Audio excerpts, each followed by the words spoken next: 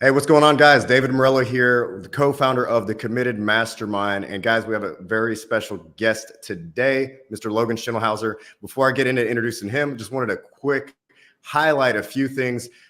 Guys, this is part of our challenge series, and we're doing some speaker spotlights of some of our amazing people that we got coming in for our lead gen and AI challenge. Logan is one of them. If y'all missed it, I did another one of these on Mark DeGrasse a little bit earlier, and his topic, as well as Jonathan Mass, is going to be joining us. If y'all haven't jumped in, guys, jump in right here. If you're seeing this right here, action.committedmastermind.com to get registered, to get on that event.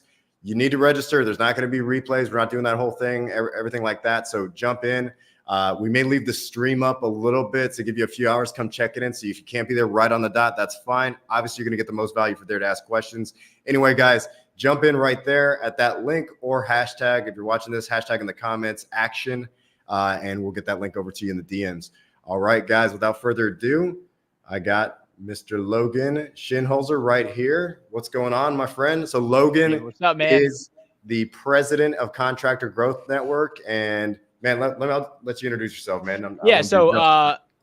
Logan Shinholser, normally 5'8", but on a good day, I could be 6'1". You never know. President CGN. So CGN, we are a digital marketing agency specifically focusing on the contracting space. So primarily remodeling, landscaping, painting, more of like the need to or want to have services more so than the need to have services. Really got on into all of this 9 years ago. My dad's a contractor. He was working with a local marketing company. It wasn't working. And he said, look, man, I just need you to make my phone ring with people that actually know what it looks like to work with me. And then 2.5 years of it working really well, his buddies started to reach out who are also contractors and say, can you do the same thing for me? Then I accidentally ended up starting CGN. And then 6.5 years later, we're rocking and rolling, still focusing on the same niche, still conceptually the same idea. So it's been pretty good. That's awesome, man. Okay. And give us a little idea. So y'all focus just on the contractor space, right? Just contractors. Yep. Okay. And what's y'all's main offering? Yeah, so we're big on storytelling and we're big on design. So what that really looks like is when it comes to, let's say, remodeling, most people want to work with a remodeler and say, hey, we'll generate a bunch of leads. And unfortunately, what happens is the leads that are coming in, somebody wants to remodel their kitchen. So they reach out to the remodeler and say, hey, I'm ready to remodel my kitchen. Contractor gets excited. Homeowner gets excited. And then after they do everything together, they realize that the homeowner had a budget of 20 grand and the contractor has a budget of 120 grand for the same project. Contractor gets ghosted. Homeowners frustrated. Contractors frustrated. Everybody's frustrated. So essentially what we do is we take all that information, which is all about, really teaching homeowners what it looks like to work with a contractor, and we make them look really good in the process of doing it. So how we do all that, it's all storytelling based. We do it with website. We do it with, all the SEO and Google stuff. We do it with social media ads, but we start off with a strategy up front to kind of get the contractor from point A to point B, figure out what their story is and figure out the right online digital channels to actually get that message out there. But it typically comes down to website, Google, social ads. Okay. Very cool. So y'all have the typical story of an agency owner.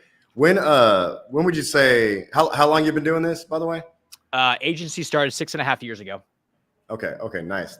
And you started, was it you plus one or how? It was me.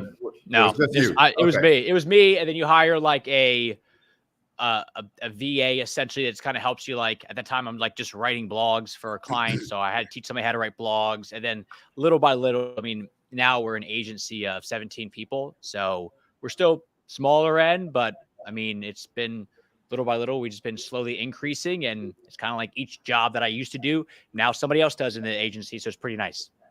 That's awesome. Okay. Grown to 17 people, different. How many account managers you got in there? It all depends. So we have different departments. So you have a website account manager. You've got 2 different SEO and client marketing account managers. You've got a couple of different video account managers. So all in all, you've got out of the 17 people, like 5 would be like the account managers, if you will. Okay. Love it. And guys, what's cool about this is solo to CEO, right? Like this is freaking awesome. This typical story of an agency owner that has figured it out. At some point it clicked and we really started taking off, and part of that is probably the niche, but also like doing very well in terms of client results, retaining those clients, and then continuing to partner and work with them over the years. What's like typical in terms of like client retention? What's been y'all's longest standing client? I mean, well, I guess my dad's company, that he now sold it, but like we started doing it for them 10 years ago. So 10 years. But outside of that, like once I started the agency, we have clients that we've been with for 3-4 years at this point, maybe a little bit more. Okay. And for 6 years 4 or 5. old agency, I mean, like I would say like we have the numbers on like the dashboard, but I would say like SEO, I think as a whole, like our average is close to like 2 years. Okay. Now, before we dive into the lead gen and AI stuff, what would you say, like, what's the key to that? What's the key to maintaining that length of client? I mean, this is like the first thing that I'm going to talk about in like the conversation, but it's all about like, we have client churn just like anybody else. We do everything we can to limit it, and make sure that it's not happening. But we put a big emphasis on if somebody wants to leave, like, why? Like, what are we at? Like, what are the things that we did wrong? And then we write all that stuff down. And then what are the things that you wish we were doing instead? And sometimes it's more of the same, and sometimes it's other services. So essentially, like the first thing I'm gonna talk about in like this conversation next week is the things that we have learned along the way from client churn. Because when somebody leaves, it's like one of the most frustrating, best things that can happen to us, because now we're learning, okay, they are clearly leaving us. And if they're leaving us to do their own thing, that's one thing. But if they're leaving us to go to another agency, now I'm like, well, what are they doing that we're not? Well, they're able to do the exact same thing, but cheaper. And I'm like, okay, is it actually the exact same thing? Because if it is, and they're able to do it cheaper, great. Somebody else has the blueprint. Now it's up to us to figure out how to do it for ourselves. Or they go, well, they're doing the exact same thing. And then we look and we go, well, no, they're not, which is still an area of opportunity for us to go, okay, well, now we need to be better at articulating exactly what we're doing and why what we're doing is different than the person who is cheaper. So that's probably one of the biggest things I can give, is just like obsessing over the curiosity behind if a client's leaving, like why are they actually leaving, and like what do they want instead? Because I know what it's like as an agency owner, where like you get frustrated. You're like, this person left and this person left. And then for as much as it's easy to blame them if they just don't want it bad enough and they just weren't good clients, like at the end of the day, the common denominator is us. So like something we need to do needs to be different. Yeah, that makes total sense. And I love that because guys, we just came out of a client retention mastermind, and this like was one of those big themes that was discussed there. I like how you came about it though, the approach of not exactly, I mean, you could save them through the conversation, right? But the focus is learning and then taking what you learn from them, like obviously whether it's mistakes on y'all's fault or something that you can improve that may not have been known before, but you're using this as an opportunity to get better and grow through that. So, I mean, it's like the company version of personal development, right? You don't fail and then like not move forward and learning from your mistakes, right? Yeah, you're trying to figure it out, and it sucks. Like it's not like I'm excited I don't wake up and be like, oh, thank God somebody is leaving so I can like interview them. Like you still try to save them. You still try to figure out like, what do you, and sometimes it doesn't make sense. I'm like, well, what would you like us to be doing instead? Well, I want to be getting 4,000 leads a month. And I'm like, I got to be honest with you. There's nobody out there that can do that unless you have like some crazy offer, but you're going to be out of business in 2 months because it's not financially sound. So sometimes it's unrealistic, in which case you go, cool, got it, that makes sense. And other times it's like, you know what, like that is realistic. We can do that. If we're able to do that, would you stick around for 3 months to see if we could figure it out together? And if they're game, they're game. And if they're not, that's cool. But now we learn for the next person, okay, if this one person is thinking that, is there some merit to us trying to figure that piece out? So it really is a lot of like, get that feedback, and then product development side of things. Like that's been a big part of it. Yeah. Love that. And guys, Logan's one of our committed mastermind members. Y'all made it on the Inc. 5000 list. Are y'all going to be on it again? Or we've hit it 2 years in a row. We'll hit it again this year. Okay, awesome. So like perfect type of agency to model yourself after, and the dude is awesome enough to share what he's learned, his mistakes, his wins, and everything like that. So definitely something to pay attention to if you guys are jumping in on the challenge next week. So get in on that. What is the topic? Topic is really how to generate leads when you've tried all the other hacks and they just don't work. So in 30 seconds, what that really means is, like most other agency owners, I've tried a lot of the different, like, hey, here's a really easy way to generate leads. And lo and behold, you spend 10 grand and you get nothing. And then even worse is I don't have anything to show for it. It's not Yeah. like, you know, somebody came in, set up all this really high end branding stuff, and then it just doesn't work to the result that I want. But I at least have like physical things that I'm able to like carry forward. This is like we tried something, it didn't work. And essentially all we did was we just padded the pockets of Google. So now they got the 10 grand, but not us. So it's like, I've tried a lot of things. Part of it's probably going to be on us, but part of it's also going to be like, I just don't think that we were set up for that exact thing. And it was just a wrong move. So I'm going to talk about that, of like the things that we have done holistically as a marketing agency that actually make sure that when we put money into something marketing related, it either works or it is something that has a long shelf life that we're able to then capitalize on it later, aka build a brand, and not simply just trying something that's a quick fix. But in reality, if it doesn't work, we have nothing to show for it coming out of it. Yeah, yeah, love it, love it. And guys, Logan's one of our favorites, and it's a funny situation that happened. You'll probably get a kick out of this, Logan. We actually had to rename somebody else's presentation because of the hacks thing, and but I felt bad, yeah, because like I was like, we don't want people thinking that because I don't want situation. Because if people, because again, like a lot of stuff that I'm talking about, like just because it didn't work for me doesn't mean that it doesn't work. Yeah, but it's like the approach that we take is, it's like if you want to lose weight, like I'm going to tell you, work out, have a good diet, and just make sure that you're sleeping and recovering enough. Like that's kind of the approach that we take. So unfortunately, it's not always like the sexy, here's the elevator to the top. You just do this one AI thing and then boom, you got all these leads. And again, doesn't mean that it doesn't work for some people. It just, the things that I have tried, it just didn't work for me. So I'm going to talk a bit about, these are the things that I've tried. This is how I approached it. This is why I don't think it worked. And then instead, these are the things that we're focusing on now that actually bring results in.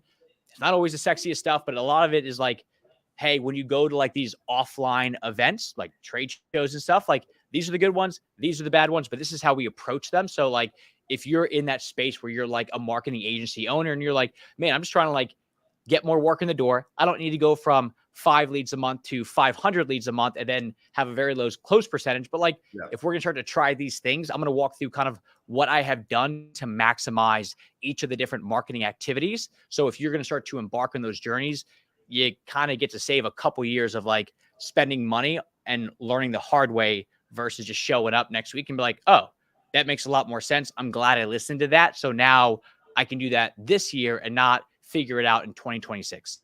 Yeah. No, that's a great point. I mean, and one of those like key components, I don't know if you're talking about this or not, but I mean, just showing up and being consistent is going to do, tons of benefit in your favor. You know what I mean? Versus like trying, like, we use the word hacks for this one, but like trying random hacks, or tricks or whatever, and trying to cheat the system and everything like that. Just like everybody else. It just like, again, it may work, but for me, it doesn't work. Like the term biohacking, I don't know. It doesn't sit well with me because I've tried a lot of that stuff as well. It's like, look, just work out, eat right, recover, you'll lose the weight. Yeah. Could be as simple as take a 15-30 minute walk, or in business, pick up the phone and call the clients. You know what I mean? Like the simple. It's the same thing. And it's the most frustrating stuff because you're like, I know this. I know I should be doing this. But it's so much easier to hire somebody to do 10,000 cold email outreaches using all this stuff. And you're like, all right, let's see if that works. And then you just kill your, I don't know. It is what it is. So yeah. So I'm excited to talk about it next week. Yeah, for sure. Okay. Any key takeaways that people walk away with? What are they going to leave actionable things that they can take away with by showing up? Yeah. So biggest thing is essentially one, how I connect the online and the offline world in my world. So we pair them together really well as far as like we build the brand online. And then that way, when we show up to events, I'll talk about how we actually pick the events and which ones are most important to us, but then how we actually like pre-sell who we are to the attendees. So when we show up, they're like, oh, I've been seeing your stuff online. Like, let's have a conversation. So I'm going to Yeah. talk through how that works, how we go about it, and like what we have seen as effective versus ineffective.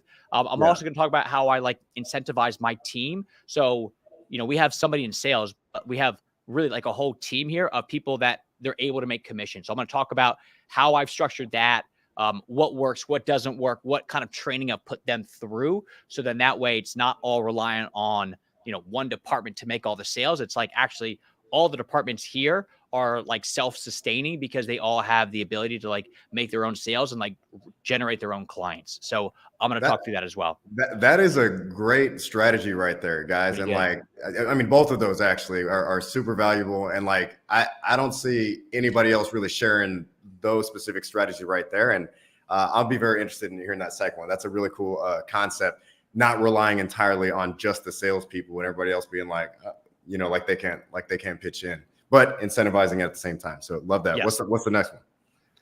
It's those two things. And then the first one is really just like how we like with the client churn, like how we go about that. So it was like the client churn, how we take that and what we've done to then product development.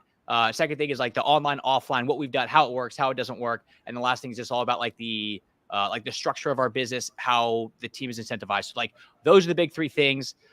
Some of it is just, I mean, a lot of it just gonna be actionable. Some of it's not going to be as sexy as you want it to be. But at the end of the day, it's the things that like they work. And like, so I just had my first kid 5 weeks ago and I like took paternity leave and I was just Congrats. like, thank you very much. But I was off. I was like, this is cool. Like I'm watching Slack happen. I'm watching my email where like QuickBooks, like more money is coming in and I'm gone. So it's not like me just going, man, let me just like ride out the storm and do damage control during paternity leave. Like the ship is still running. Like nothing is breaking down when I'm gone. So like, that's all the stuff that like, I think we all as a lot of agency owners, like if you're in it, in my mind, for the right reasons, which is like, you want to build this thing, you want to help people, you actually want to make an impact on everybody around you, like, and not just like, I want to build it for 2 years and then sell it, which is a model. This is not the model that I believe in. Like the stuff that I've gotten to is like, it's great. Like, have I made it? No. Will I ever make it? No. But like, I'm able to like go away and the agency is fun. Like it's a fun place to be. While you're stepping away, you're still impacting and bettering your clients' businesses. So I mean, that's clutch right there. It still runs, and which is like what we all want. Like we want the business that like we don't have to be in it if we don't want to be in it. And now like I get to do a lot more of the fun stuff that like, I mean, we just spent all morning just going through like TikTok videos to figure out what's the best way to like, turn these long form videos we create into short form videos with like the right hooks and like. My wife goes to work at Wells Fargo and like does banking. So like she goes to work and it's one thing and I go to work and I'm like, well, I'm going to be on TikTok for 4 straight hours. Like I'm pumped. Like it's great. So like but it took a long time to get to that place of feeling like you're not just working your butt off. Like it's actually fun. And that's like the real end result that like the 3 things I'm going to walk through, like you got to kind of go through some crap to get to the other side. But like, at least you know what it is. And it's like the devil that you know. So that's what the big thing is next week. Again, it's not always the sexiest stuff, but it's like, I'm going to save you a bunch of time where if you're willing to like put the work in, you can really take it from a 6.5-year journey that I went to probably more of a 3-year journey. So now you're there much faster. Yeah. Love it, man. And I'm looking forward to that. Like literally every key point he said and the main concepts of his talk, like I'm personally interested in. I want to hear his version of it. This is awesome, guys. If y'all are looking to jump in, #action below, hit up action.committedmastermind.com to register. And by the way, while we're here, I'll go ahead and mention it. We have open application to our invite only mastermind at mastermind.committedmastermind.com. Whoa, that's a lot of masterminds. Okay. If you're watching this a little bit later, that's okay. We have a quarterly mastermind that we do, and you can apply at this link below. Check it out. We got tons of cool stuff there, and it'll kind of showcase who's speaking, who's coming, where it's at, and everything like that. This one's in Dallas. We got another one in July in Cancun and everything. So stay tuned for that. Stay tuned for more. And guys, we will see you on the challenge. Hey, Logan, if they want to follow you and the podcast, or where's the best thing? Oh yeah. If you look at my name, Contractor Growth Network, like you'll see our stuff, or just add me. But yeah, I would say straight up, if you want to follow more of my stuff, come to the event next week. Like you'll see me more there. Come to the challenge. He's gonna drop some bombs, and then you fall in love, and then you go follow him. All right. All right. All right, guys. We'll see y'all later. See you guys.